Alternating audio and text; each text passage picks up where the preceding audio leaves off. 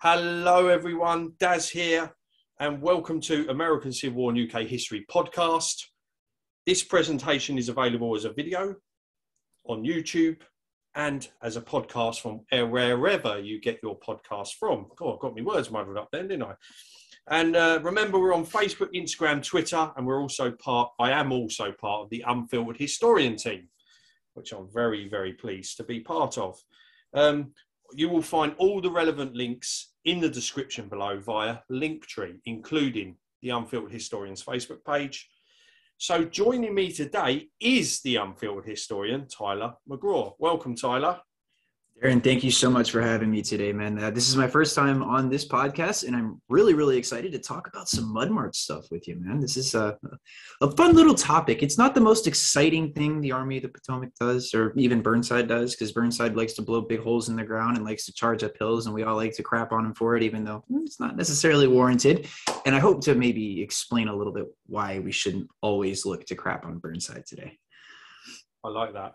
So again, as Tyler said, today's discussion is the Mud March, which takes place in January of 1863 after the Army of the Potomac's heavy defeat at Fredericksburg.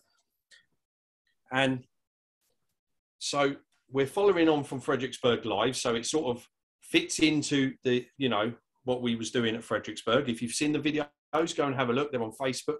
They're over both pages, but most of it's shared between the two pages. But before we get on to today's topic, I want to talk a little bit about you, Tyler, because you was an intern for the Park Service. Mm-hmm. And also, I want to know how you got involved in the Civil War to start off with. And before you do start, I just want to share my screen. Okay. Tell us a little bit about how you got into the Civil War and your time with the Park Service, please, Tyler. Sure thing. And you're showing two of the visitor centers I actually worked at there in the slide here, and the wonderful Arrowhead. So in the winter of 2018, the winter of 2017, I had moved back to Fredericksburg and decided that, you know what, let me restart again. 2015. Wow. I'm sitting here trying to cycle through the years. I've been involved in the Civil War for that long. In 2015, I decided I wanted to volunteer at the park. And that's because I've had a pretty big obsession with the Civil War. And of course, before I went to the park, it wasn't full blown like it is today. I still had my love for it, and I'd find myself venturing to battlefields and reading one of the books we're actually going to talk about today quite frequently and extensively. I had an obsession since I was a young boy when my father gifted me a copy of the Centennial Handbook of the Civil War. And being that I live in Fredericksburg, of course, Fredericksburg is a major battle, and most people may not think so, but it is. It's a very major battle of the Civil War, and it's talked about frequently. So, of course, there's pictures and some excerpts about the battles of Fredericksburg, Chancellorsville, Wilderness, and Spotsylvania in the Centennial book. And I came across a picture of some of the dead from the Harris Farm engagement of Spotsylvania. And it kind of floored me a little bit as a young, impressionable mind. I was, why? How could somebody do this to another person? How could this happen in my hometown? And that was pretty much history from there. I got obsessed. I kept following it. I found out I had ancestors that dug me even further into the Civil War. And then I went into an internship in the winter of 2015 at the Park Service, working pretty much every single day, 9 to 5. And I had two of my favorite historians as mentors when I started out. And to be able to be under their tutelage and learn from them and see firsthand what I could do to improve as an interpreter or historian, all that comes from them. So I do want to, of course, shout and give huge thanks to Greg Mertz and Frank O'Reilly for their upbringing and helping me become the historian that I am today, and just giving me the opportunity to be on that front line and serve at two of the battlefields that are so close to home to me, and just very, very, very, very important to the entire story of the Civil War in general. So really cool story how I got into it. Was just, again, it was a picture in a book, and I had questions, and I was able to answer those questions by pretty much 15 years worth of searching and research and studying, and then launching into a Park Service internship. Was giving walking tours all the time, so 35 minutes at a time, sometimes 4 or 5 times a day. And that helped, I think, build too with the narration of giving Civil War tours. It was nerve-wracking at first to get up in front of a group of people and hope that I gave off a good tour. And then, of course, when your mentors are giving you your tour audits, that makes it even more nerve-wracking, let me tell you. So, but that's it. That's really how I got into it in my park service career. It was 2 years of an internship, or equal to 2 years of an internship. So in that 2 years, you, like you said, you learned a lot there, didn't you? And also, Tremendous amount. when I was there in Fredericksburg, you pointed out a couple of places where you lived. Absolutely. So I also had an opportunity to live in the Fredericksburg National Cemetery for the spring portion of 2016. And then the summer portion of 2016, I actually spent my internship at Chancellorsville. So I lived at the Chancellorsville battlefield in one of the Mission 66 houses that were out on the battlefield that were designed for interns. There's a law enforcement office next door, and then there's another quarters for interns. So even being able to live on the battlefield, I think Fredericksburg took the cake because you're living in the cemetery and the sunken roads. The curtain you open in your window, the first thing you see is the sunken road. That still today is just one of the coolest things I think I've ever had the opportunity to do, because it's just, who gets to say every morning that they wake up on the sunken road?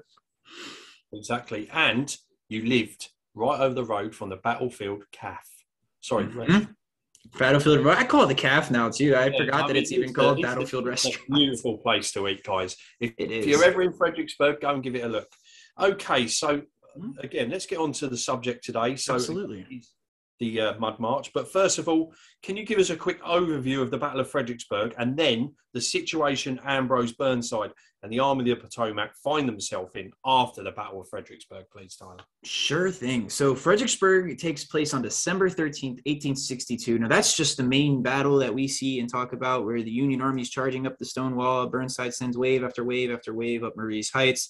And we also have the breakthrough from George Meade going through the lines of Maxcy Gregg over there in the southern end of the battlefield, or known as Prospect Hill Slaughter Pen Farm. Very famous part of the battle that kind of often gets overlooked because of Marie's Heights. But even before these assaults happen, we have to kind of talk about why Fredericksburg happens. Very short story on that.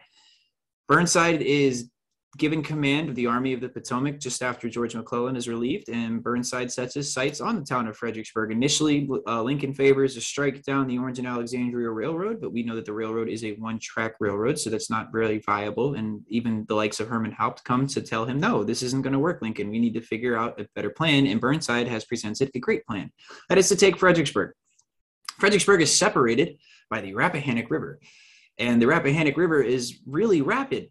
It's got a horrible undertow. It's a very unpredictable river. And this is also happening right at the beginning of winter. So similar to today, it is snowing. Again, it stopped for a little bit and then it's picked up again. Again, one of those unpredictable parts of Virginia. The joke is, if you don't like the weather here, give it about 5 minutes and it'll change. So the weather is a huge factor into this campaign, because if the Rappahannock River receives a lot of rain, or if this area receives a lot of snowfall, that'll change the way the river is. It's going to make the river very high at one point, so it's not fordable anymore, or it could one day seem that it's fordable and you can get a bulk of your army across. Mind you, it does take a long time to get an army across a river, even on pontoon boats and bridges. It's not just we're across, and we've taken Fredericksburg. So when Burnside does make his way down to Fredericksburg on the 17th of November, he's actually in Falmouth, which is just on the other side of the Rappahannock in Stafford County. It looks like there's a few fordable points, and some officers will actually go to Burnside and ask permission to ford their men across the river, and Burnside will decline that. I think he knows very well what that river is like, and he wants to bring the whole entire army across pretty much as one full force to strike at Lee.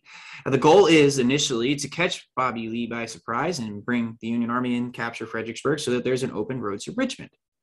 Doesn't work that way. Why doesn't it work that way? Well, a gentleman, and I shouldn't even say gentleman, but gentleman Henry Halleck decides that he is going to hamper the Burnside pontoon plan. Pontoon boats are sitting in Berlin, Maryland, or just right outside of Harper's Ferry. And they sit there a long time because the orders are virtually placed on a desk and more papers are placed on top of the orders. So with the bridges not being in Burnside's possession at the time, can't get your army across. And with that delay, Lee knows what's happening on the other side of the river. He's very familiar with the situation. So what he's going to do is fortify the town with as much troops as he can get his hands on thus spoiling Burnsides Plan. So the early morning hours of December 11th, the Union Army will start constructing their pontoon bridges. They get about a quarter to a halfway across, and the Confederates under William Barksdale open a murderous fire on the engineers in the town portion where 2 bridge locations are going to be. There's actually 3 bridges that are going to span this area. We have the middle crossing and the upper crossing that run directly into town, and we actually have the lower crossing that's going to be closer to the southern end of the battlefield there.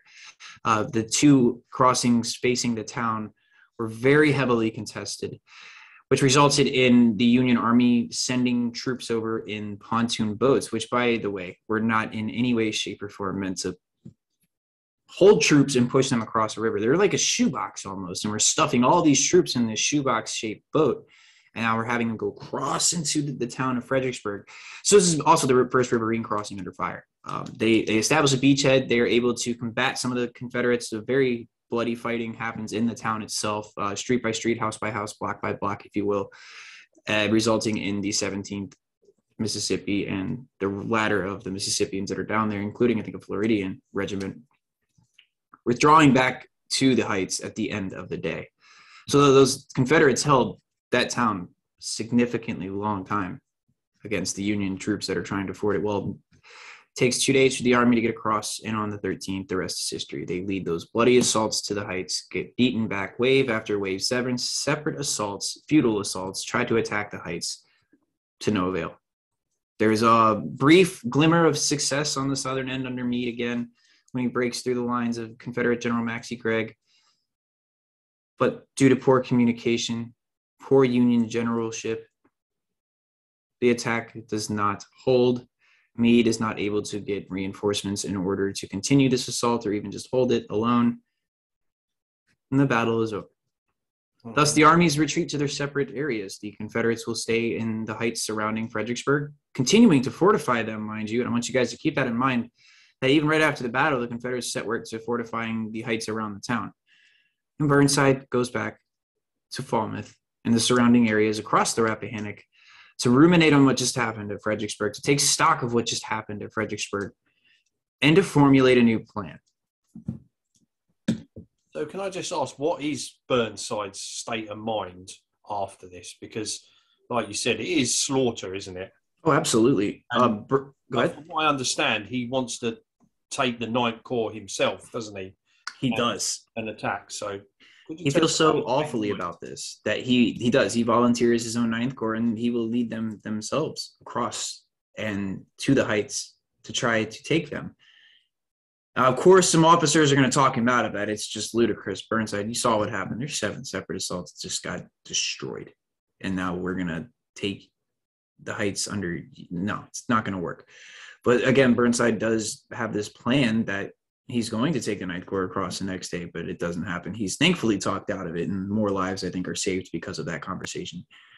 And it's not necessarily an idiotic idea by any means, but it's not the brightest idea that Burnside's had since he's been in command. It's one of those ones where I think he felt so awful about what happened to his men and his whole plan just kind of collapsing in front of his eyes as he watched those assaults from Chatham's.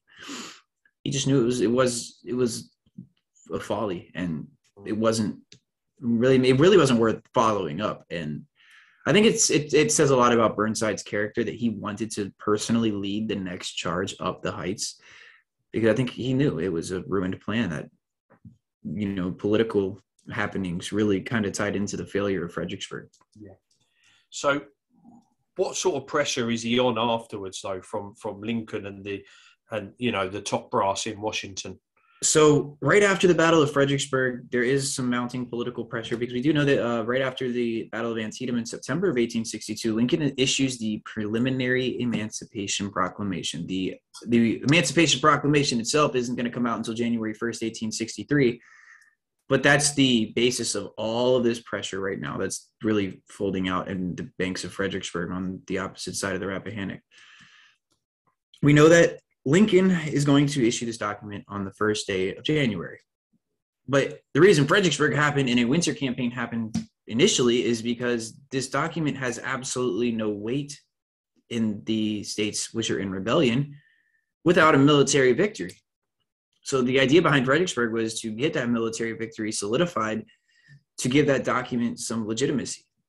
Well, that victory didn't happen. In fact, the opposite. It was a disastrous defeat for the Army of the Potomac, and Lincoln himself coins it an accident. But what does that do to morale? Oh, whoops, I just killed a bunch of you guys. I'm sorry. That was an accident. And that's layman's terms, of course. But I mean, looking at it in that regard, this isn't something that is going to bode well with the troops. In fact, desertion runs on a high scale level. And this pressure from the political offices in Washington are still mounting because now we're getting closer and closer and closer to January 1st.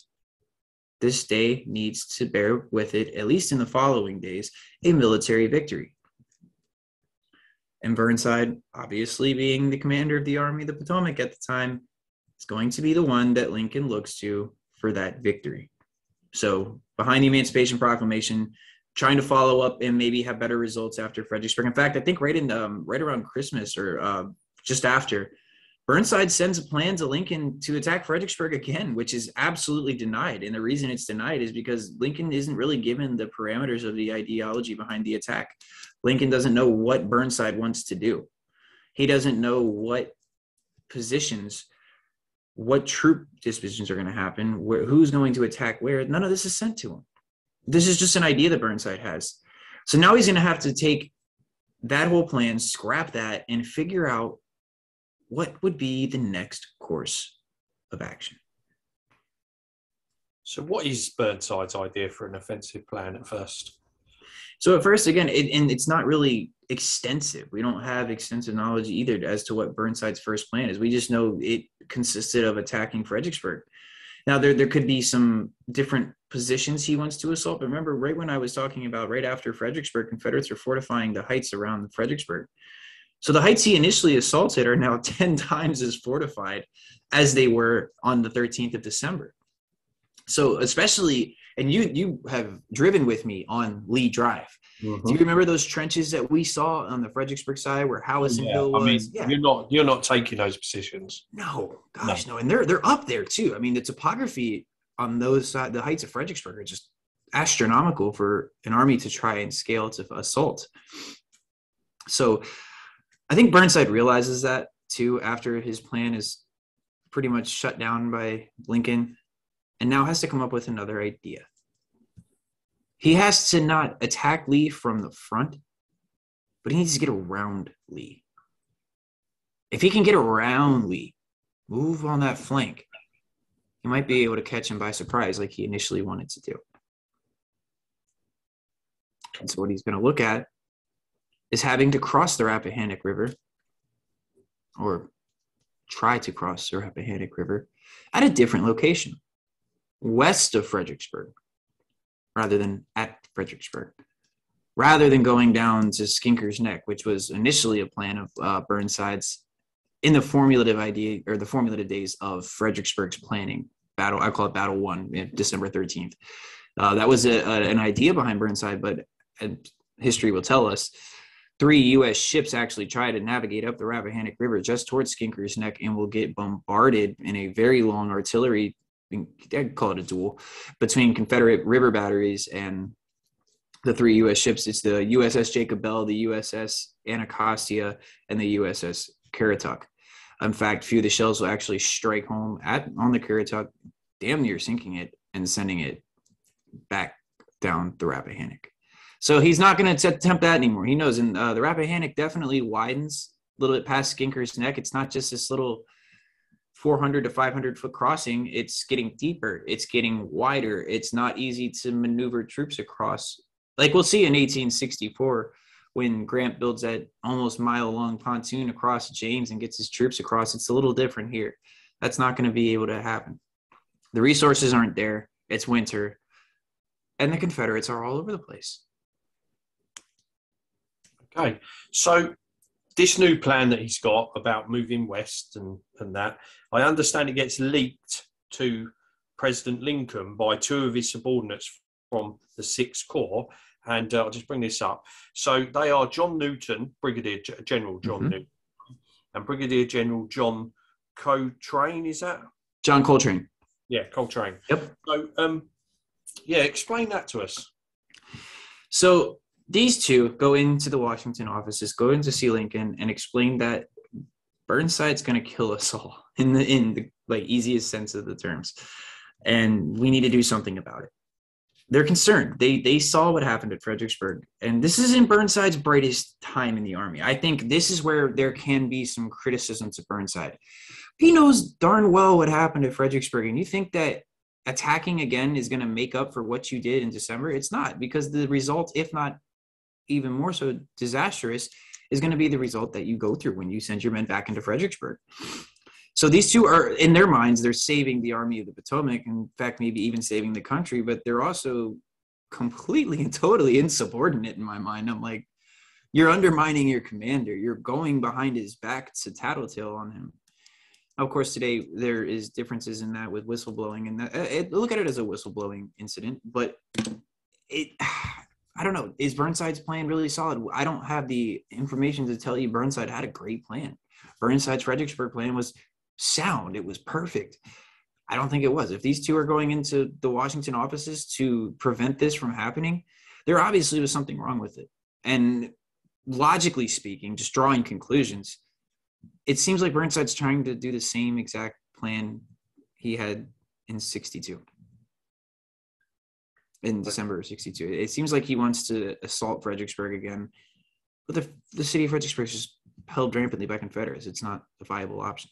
Getting around Lee, though, is the best course of attack. I think Burnside doesn't really have that sink in until after his plans are foiled by Coltrane and Newton there. So I understand as well that Burnside actually ends up going to the White House himself, and he wants these two generals court-martialed because he's that angry about it. Oh, yeah, and it was a personal blow to him to have two people underneath his command pretty much go and try to undermine. Not the only ones, are they? He gets this through his whole reign as commander, doesn't he? He does. Hooker is one of them, too. We'll talk about Hooker in a little bit, but there's definitely some of that with Joseph Hooker as well.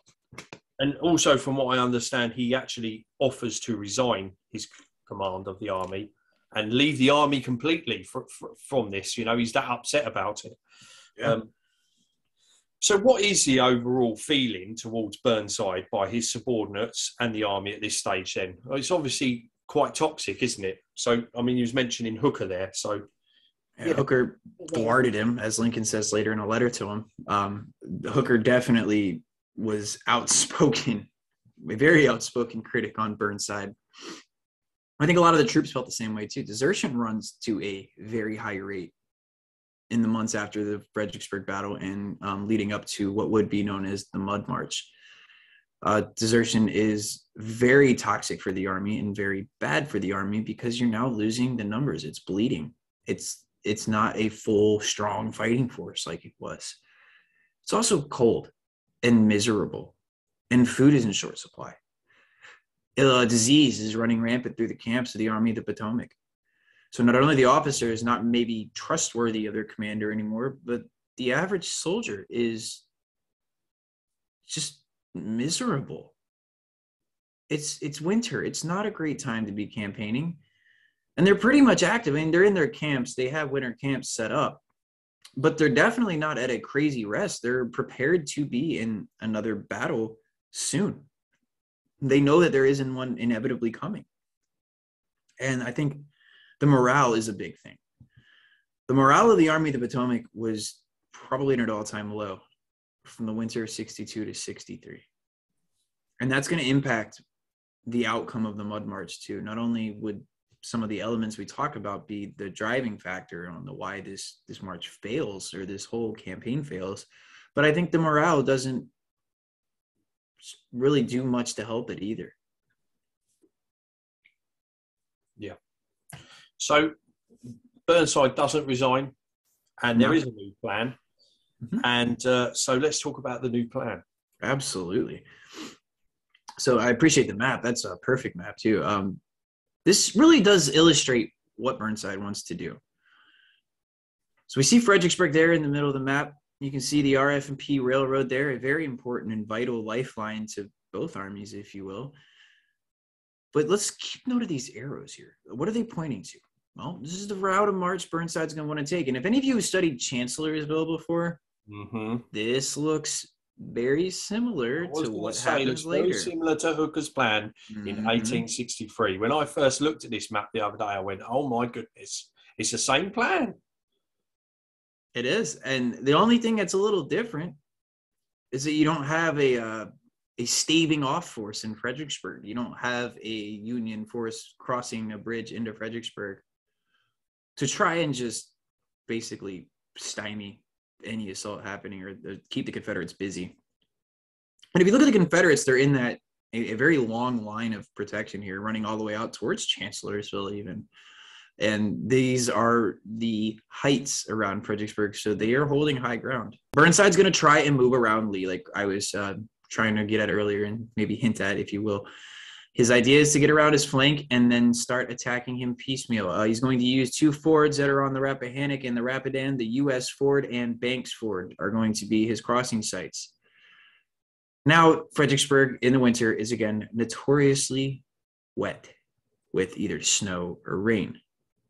The roads to which he wants to use, some roads are non-existent. There aren't anything. It's woodland. It's mud. It's really bad terrain.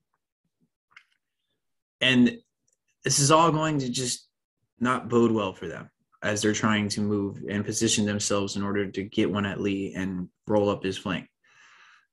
So the idea is to move the army around Lee's flank and surprise him in the vicinity of Chancellorsville, which is just about 13 miles to the west of Fredericksburg.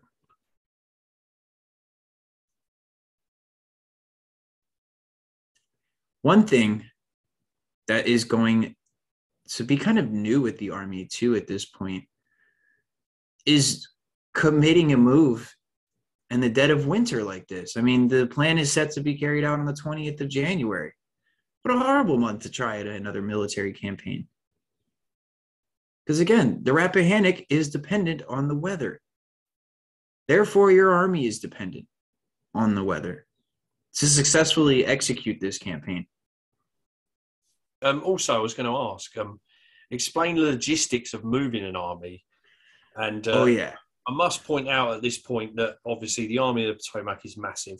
I know they've had their losses, but you're talking, what, 120,000 there or thereabouts, yeah. So it's not a good idea, like you said, moving around in these roads at this time of year, is it? Anyway, but not at all. I mean, in the 19th century alone, you haven't got, I mean, you're moving wagons and horses and men around, aren't you? So how hard is that for, an army of this size? It's extremely difficult, and I do appreciate the photographs here because this really helps to illustrate one of the logistical errors that I think Burnside doesn't see happening. Wagons and mules, the army mule, the army wagons. So you have to bring your supplies with you in order for your army to be able to successfully execute a campaign. And the primary mode of transportation for these supplies are wagons pulled by mules. Thousands and thousands and thousands of wagons. They're going to have to bring bridging materials for some of the forts. Because again, we're talking about the weather. So now you're also going to have to bring all your pontoon equipment and try to drag that across. It's just even forming the lines to bring supplies along the banks of the Rappahannock is just a very daring move in itself. Because so many things can go wrong. It's not just a quick, let's take 120,000 men and march them along the banks and have them cross when they want to cross. It takes a long time to get those armies moving. You have to supply your men with the 3 days rations, marching rations, and the amount of ammunition they're going to need to fill their pockets and their cap boxes. And there's just so much behind even getting the troops alone and the infantry regiments and the artillery, having to drag them along with all their horses and the caissons and the equipment. Some even have traveling forges to repair what happens in the field. If one of their cannons break or if they need to do some quick repairs, they're having to bring these traveling forges with them. Those take quite a few wagons to carry. The artillery, I mean, 6 horses to a gun and caisson almost. That's a lot of horses to bring with you. So between the wagons, the mules, the horses, the pontoon bridges, the artillery, the traveling forges, and the infantry themselves, moving an army of this size is a logistical problem in the dead of winter. Mm-hmm. So let's move on to what actually does happen then. So they go along with this plan that Burnside's come up with, this new one. So explain what does go wrong for Burnside here. It's very simple, actually, and it's rain. Mm-hmm. When they start off on January 20th, it's slow going at it, but then it starts to rain. And I'm not talking just a light shower. We're talking a torrential downpour on the Army of the Potomac as they start moving. Now, the roads in Virginia at the time, unfortunately, didn't have asphalt. They didn't have gravel. They were dirt roads. Well, when a torrential downpour like that and a bunch of dirt is being kicked up by men marching on it consistently all day, and wagons starting ruts in the road, existing ruts already from wagons that have traveled some of these roads to begin with, turns into nothing but a mire of mud. Some regiments don't even get 2 miles across before they're literally just stuck in their positions. Now, this is going to serve as the failure point in the mud march, if you will. With the rain and the mud now, this, in theory, has Burnside's army virtually stuck completely. So one thing I've been doing some research for this talk we're doing today. I have with me a fantastic memoir edited by John Hennessy. The memoir is of Thomas H. Mann, who serves with the 18th Massachusetts. And it's a little lengthy, so I hope you guys can bear with me with this. But I think I like to sum up the battles as much as I can, but I do like to turn it over to our soldiers that actually fought in these and served in these battles or these campaigns to tell us what it was like to be there, what it was like to march in this mud, what it was like to sort of maybe get your hopes up that there's going to be a successful campaign and then just be completely crushed by the fact that you're now stuck dealing with Confederates that can visibly see you across the river, mind you. Some troops are being taunted by these Confederates with signs that say Burnside stuck in the mud, made famous by the Ken Burns documentary back in the 90s. Mm-hmm. But and one thing Thomas Mann does right, and I think that really makes these accounts here so incredible, is that he uses other people's quotes in his own memoirs to give you almost a different viewpoint. So again, I did say they're a little lengthy, but the Sergeant of the 18th gives us his rundown on what it's like. So I'm going to talk about what Thomas Mann does lastly, but I want to start with the higher ups commanding, and then I'll finish today's quoting with, of course, my favorite, Emory Upton, because the 121st New York, oh man, they have it, if not out of anyone, probably the worst in the Mud March. They start off first, so you know what that means? They're the last off the field. Awesome. Go for it. All right. The winter season in Virginia is very properly called the rainy season. The snowfall here in New England is the rainfall there. And the frost of winter that penetrates and freezes the ground here frequently 1, 2, and even 3 feet deep, there seldom gets as many inches. Besides, the sacred soil is very peculiar soil. It isn't like any other soil, at least any Massachusetts soil. The clay of Virginia is the most adhesive, the most tenaciously sticky that ever was, and will get pasty like dough with the very little wetting. When in this condition, anything coming in contact with it becomes more entirely besmeared than would be believed by one who had ever experienced its peculiar property of stickiness. Dude, I'm gonna tell you what, if I have never read a great account of Virginia mud, this guy puts like a Henry David Thoreau. I love it. I think it's brilliant. It's awesome. I think it's absolutely amazing. Oh, and it gets better because now we're going to talk about getting stuck in it and his idea of getting stuck. So this sergeant's just like an eloquent Massachusetts writer, and the fantastic stuff. A shoe or boot once sunk in its soft depth requires a surprising amount of muscle to extract it. And when extracted, it is a sight that is calculated to inspire remarks that are forcible, if not elegant. All these peculiarities were well known to the men who composed the Army of the Potomac. They had many wrestle with it and knew or thought they knew all about it. Alas, how easy a thing it is to be deceived. There were degrees to the compound that had not been tested and depths that have never been sounded. as the near future was soon to teach them. In the afternoon of what had been a very bright and pleasant January morning, January 17th, the bugles sounded the assemble, and we got the order to prepare for marching at once with several days' rations and an unheard of number of rounds in our cartridge boxes. Tents came down in a hurry that had cost us a good deal of hard labor to prepare, for we had expected that we were in camp for the winter and had fixed up accordingly with quite elaborate log houses with chimneys and fireplaces built in of sticks laid cob house fashion and thickly cemented with mud, of which we always had enough, and overall canvas was stretched for roofing. But all that went for nothing. The order was to strike tents, and down they came, with many remarks as an accompaniment that sounded like more blamed fool business. New pastures for Father Abraham's pet lambs.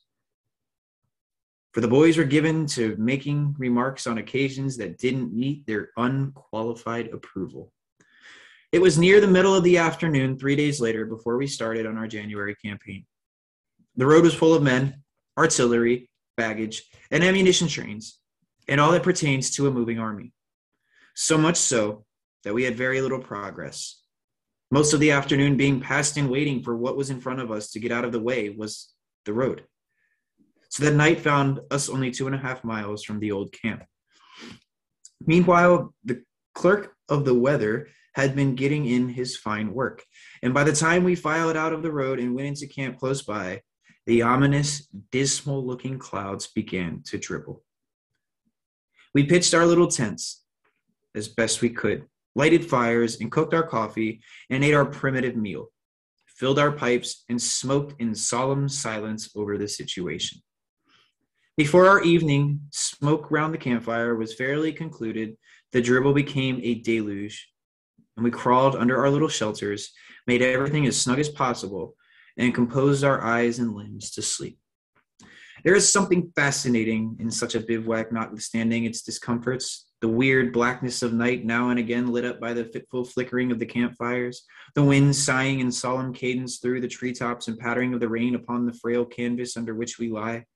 And with all the sense of weakness and littleness, as the dense pall of darkness over and around it draws its impenetrable curtain, and gloomy night reigns over the sleeping thousands. Oh, yes, there is a side to grim war that is not all stern reality.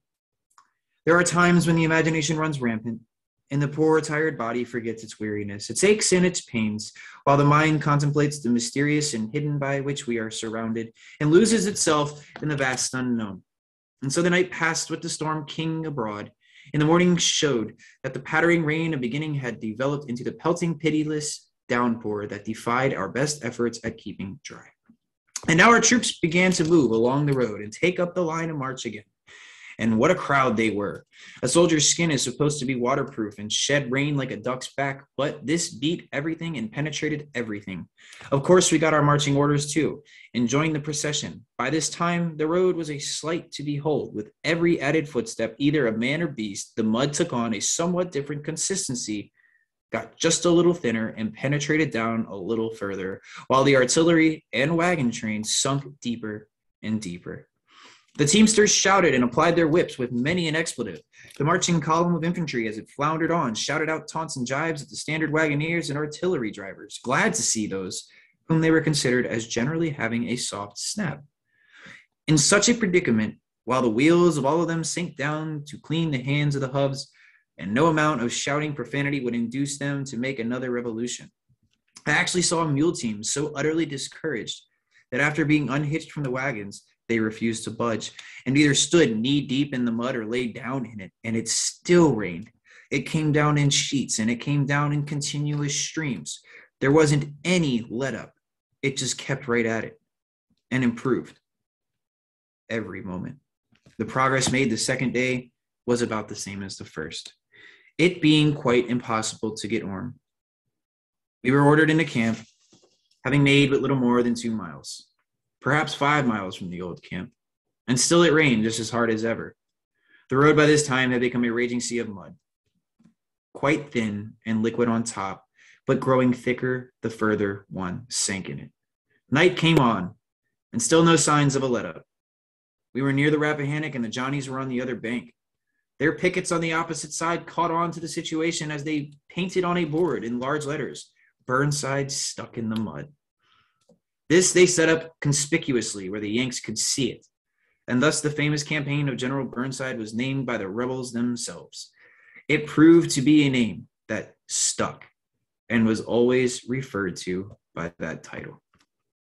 Awesome. That is an amazing account. Thank you. And I have one more for whenever we're ready for it. It's a little bit shorter than that one. But yeah, go for it. All right. So this is the corporal of the 18th Massachusetts. Now, mind you that the 18th Massachusetts was pretty heavily involved in the Mud March, as you can tell, and probably got a lot of the worst conditions of the Mud March since they were able to make an advanced movement from their camp before a lot of the other lines were able to. So we're going to get a lot of interesting accounts from these soldiers. So here's what the corporal thinks of the Mud March. As we were drawn up in line, ready to move about 1 o'clock on Tuesday, which was January 20th, an order was read from General Burnside informing us that we were about to meet the enemy again, face to face, that their army on the Rappahannock had been weakened by our recent successes in North Carolina and the Southwest. And now is the time to strike the death blow of the rebellion in Virginia. This order was received in perfect silence. Not a cheer, not a response except the suppressed undertone muttering such as, "Another political move, more blundering, the army won't fight." How different was the reception of an order, any order read at the head of the 18th from McClellan's hand. We were soon on the move in the direction of Hartwood Church, while every man was growling and snarling or else glum and stuffy. No matter what or where the movement was headed for, any disinterested party could have gathered from the demeanor of the men that nothing but defeat would result. The thinking volunteers wondered at the hardihood of a man who dared undertake to lead such a disgruntled force. Before we had marched 2 miles, it commenced to rain, and it was apparent to a number 2 private in the rear rank that we should get stuck in the mud.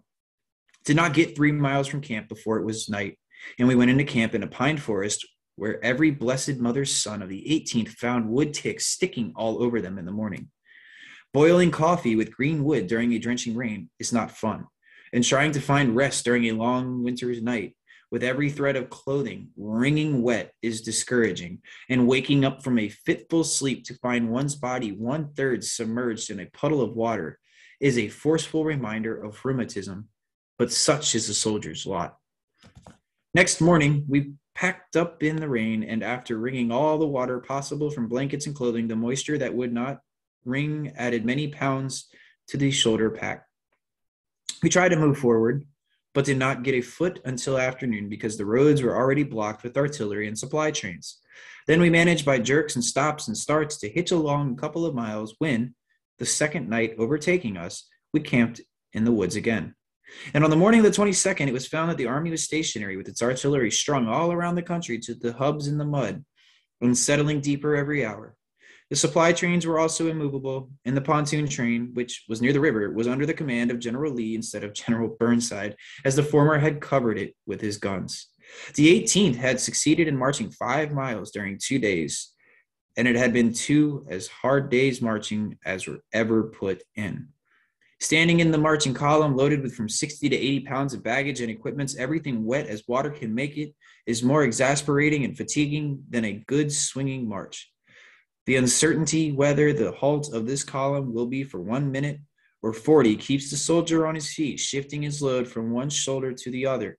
If we conclude to unsling knapsacks, to rest aching shoulders, and stretch ourselves upon the ground to relieve aching legs, there may be only time to draw one sigh when "Attention, company, forward, march" brings the column to its feet, and on we go for a few hundred yards to have the same tactics repeated again and again. In the course of the day, we were informed that the troops would be allowed to find their way back to camp in the best possible way, but the artillery and supply trains must go first. So the roads were corduroyed. The men took the places of horses and mules, pried and pulled guns, caissons, crackers, and ammunition wagons upon the log roads. The pontoons were left behind. And it is reported that General Lee sent his compliments to General Burnside, accompanied by the tender of 20,000 picked men to help us out of the mud. It is currently reported that our corps has lost 3,000 men by desertion during the past 2 weeks, 300 having taken that kind of leave from one regiment, The 18th is lost less than a dozen by desertion, but hundreds of horses and mules have gone under. I crawled into the log hut, left in camp near Falmouth on the 20th, toward night on the 25th, pretty well discouraged with the whole blamed business. Wow, so they are really fed up now. Done. You just can't imagine, can you? You've just been slaughtered and then you just got, yeah. So, again, the whole campaign is a complete failure for Burnside. Completely. Recover from this, Tyler? I'm sorry? Does he ever recover from this? Not in the sense of him staying in command of the army. In fact, there are now, as we talked about, Coltrane and Newton going to Washington to complain. I think there's even more of an outcry for Burnside to not be in command of the army anymore. And Hooker, again, goes to thwarting Burnside. In fact, this leads Burnside to bring a letter to Lincoln saying, it's either these guys or it's me. Take your pick. Well, Lincoln takes his pick. Bye, Burnside.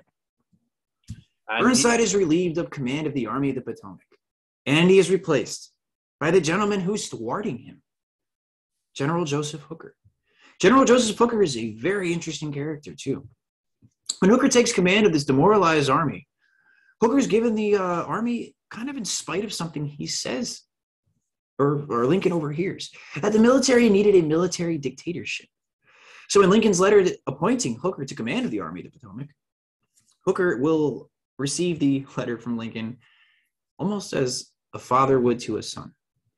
And Lincoln basically says, I've heard it that you believe there should be a dictatorship. What I ask from you is to give us victories. I will risk the dictatorship. Hooker thinks highly of himself, probably more than anybody thinks of Hooker. He thinks more highly of himself than anyone. I think this also gives Hooker the ability to fail and not point fingers at anybody else. He has to be accountable for his own actions now. But Hooker does some really interesting stuff for the Army to close this out today, and just to finish up with the Mud March, because as bad as this was, Hooker does restore faith in the Army of the Potomac, which, if you look at it, even though Chancellorsville may have been quite a demoralizing thing, Hooker made the army that was there at Gettysburg. It's really Hooker's army. He's only in command of it for 2 days. When they go to Gettysburg and when the battle is actually fought, Hooker does some reorganization. So the grand divisions are gone, back down to the corps split system. He institutes corps badges. At the beginning of the podcast here, Daz, you had the corps badge there, the 6th Corps badge, which is awesome because that's something Hooker really implements in the armies. Yeah. This gives the men a feeling of esprit de corps. They belong to something. They have something that they can now feel like they are a part of. Hooker is going to institute something called bread ovens. That's huge. Hardtack sucks. There's no other way to put it. I'm sure you've had it, so you understand. It is not a great staple. It is a staple, but it's not a good one. But fresh bread being baked all the time, count me in. Some of the some of the officers actually have oysters and champagne brought into the camps. There's some morale raising for them. And also, a simple nickname can really do a lot for morale. Hooker's known as Fighting Joe Hooker, an accidental nickname too, all because of a forgotten hyphenation. He's now Fighting Joe Hooker. Hooker actually loathes this title, but his men don't. Hooker's going to fight. We have a fighting general. We don't call it Fighting General Burnside by any means. When we think of Burnside, technically we all think of mud, the crater, and Fredericksburg. Uh-huh. We don't look at his highlights in North Carolina for some reason because his North Carolina expedition was fantastic. But there's two different animals when we're talking about here between Hooker and Burnside. Hooker's got the sobriquet Fighting Joe Hooker. That rings with the Army. But it's what Hooker does in April and May of 63 that really seals Hooker's own fate for his command. And now he has his chance to upstage Burnside and pull off a victory. But spoiler alert, it doesn't happen. Mm-hmm. And that is for another day, ladies and gentlemen. Absolutely. Well, that was amazing. So a couple of things I'd like to discuss before we wrap up the podcast. Sure. And I want to give a few shout outs to a few of the books that I used in my research, and then you can tell everyone again that book that you just read from. Absolutely. What I should do is I should leave a link at the bottom of the thing. So three of the main ones I use for this, and obviously the three maps you saw on the screen, if you're watching this on YouTube, if you're on the podcast and you won't have seen it, if you are listening via podcast, please pop over to the YouTube channel and have a look. But the maps are from, it's called The Maps of Fredericksburg by Bradley M. Godfrey. Now, he's done quite a few of these books, hasn't he, Tyler? Yes, he has. And of course, no biasness here. This is probably my favorite of all, but he does this wonderful atlas series of different battles that have taken place in the United States Civil War. The best one that I think, again, just because I live in Fredericksburg, would be the Fredericksburg and Wilderness ones, because it helps to really picture some of the confusing aspects of the battles. But this is the case for all of them. You have the maps of Antietam, maps of Gettysburg, currently working on the maps of Shiloh. We have the maps of Spotsylvania, Cold Harbor coming out. They're fantastic. And actually, in my mind, if you're going to study these battlefields, they're necessities. So Gottfried is an astounding writer and a great map maker too. The cartography in here is fantastic. Yeah. And so I have this one as well because I used all three similar. So I'll pull the book out when you talk about it. I'll have the actual hardback to show it as well. Okay, cool. And the other one was Seizing Destiny. There's some bits in there about the Mud March. That is actually about Valley Forge. But that is so this book, because I haven't actually read this book the whole way through. So this book is about that Hooker stage, is it? Sure it is. And it really, and what I love about it is it's very logistically based. It's the details behind the army. And, you know, we talked about the wagons, we talked about the ammunition trains, we talked about feeding an army, the Spirited Corps. All of that comes from the Valley Forge of the Army of the Potomac. So this is another fantastic book. And I think, again, I highly recommend reading that. So if you ever find yourself over at the Savas Beatty website, or if you're at Fredericksburg Battlefield, or if you find yourself on Amazon, last case scenario, of course, pick this up. If you want some reading that's really relevant to this time of year. And it's by one of my favorite one of my favorite authors, Chris Mikowski, and absolutely, obviously Albert Connor Jr. So the last one is Frank O'Reilly's book, The Fredericksburg Campaign. Most of you probably have heard of this book. It's a monster book, but my favorite book on Fredericksburg. It's amazing, and you know, if you want something on the whole campaign, you definitely need to go and get this one in your library, don't you, Tyler? You do, absolutely. And Mr. O'Reilly, or Frank O'Reilly, was one of my mentors when I was at the Park Service. So, of course, and I've read his book even before I made it to the Park Service, and even had the pleasure of meeting him. And I met him in my training. So you can imagine how nervous I was in training there, sitting in front of one of my role models growing up. And then to know that he wrote this book, to be there with Frank, that it was incredible. And again, I've read this multiple times. I do probably once a year, maybe sometimes even twice a year, I go through this book. But it's just that good. And to me, there's so much military information here. There's so much maneuvers and battle tactics in here that you learn something new every time you read it. You come to a different conclusion about something every time you read it. So it's one of those ones that's worth rereading multiple times. Highly recommend Frank's book. And a quick shout out for Frank as well, because he does actually still work for the Park Service. He does.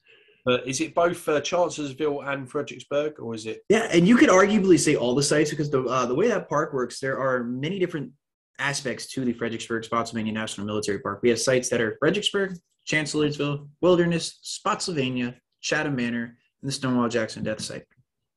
Elwood Manor too. So you have multiple locations across this park that you could work at. Now I have a few books that I used, if you would like me to share some of the ones that I used during all right. So the first one, of course, the quotes you guys heard are from Fighting with the 18th Massachusetts, memoir of Thomas Mann, edited by John Hennessy, who also used to be the chief historian of the Fredericksburg National Military Park. So we have him as well. Two of these, another member working for the park right now, one of my good friends, Noel Harrison, wrote a great 2-volume set on the Civil War sites of Fredericksburg. They are invaluable pieces of information. If you have a chance to find these, they're not printed anymore, but I'm telling you how important these two books are to the history behind Fredericksburg. They detail all the sites. Noel has done superlative research on these places and continues to do so. And Noel's also a huge supporter of Unfiltered and ACW as well. So quick shout out to Noel just for thank you for being a part of this. And the stuff he sends us on our emails and our phone. Oh man, it's amazing. And I can't ever get enough of it. So Noel, thank you for that. And then last but not least, a very interesting book that I liked is Fredericksburg by George Rabel. It's another great book. There's a whole chapter called Mud at the end of this that really details the human interest area or the political ramifications of the Mud March. So again, if you want to read a really good people history or a social history more so, or political history, if you will, Fredericksburg is another really good account on the Battle of Fredericksburg. It actually came out pretty close to the time Frank's book came out. So if you want the military stuff, the nitty gritty good stuff, that's all Frank. But if you just want a general overview of like sociological, political, Fredericksburg by George Rabel is your go-to. And that's what I used for this talk here. I'm going through these. Of course, just some of and also background knowledge of the area, growing up here in Fredericksburg and seeing and knowing where all these sites are that this took place. That just came with the talk. I had that ingrained in my head. But of course, it always helps to be able to find these sources and these accounts and read through these. Awesome. So all that's left for me to do is say thank you very much, Tyler, for coming on the podcast, and cheers. And it's been an absolute pleasure, and I've really enjoyed it. Thank you. Well, it is an honor to be able to come onto this one. I was really happy that you had asked me to do this, and I'm loving it. This is a very welcome place. I like being able to speak to a new audience and just share some of the stories of where I'm from and what happens here in this town that can see quite a few battles come to it in the duration of the Civil War. Well, thank you very much. Thank you. And we'll see you all again very soon. Cheers.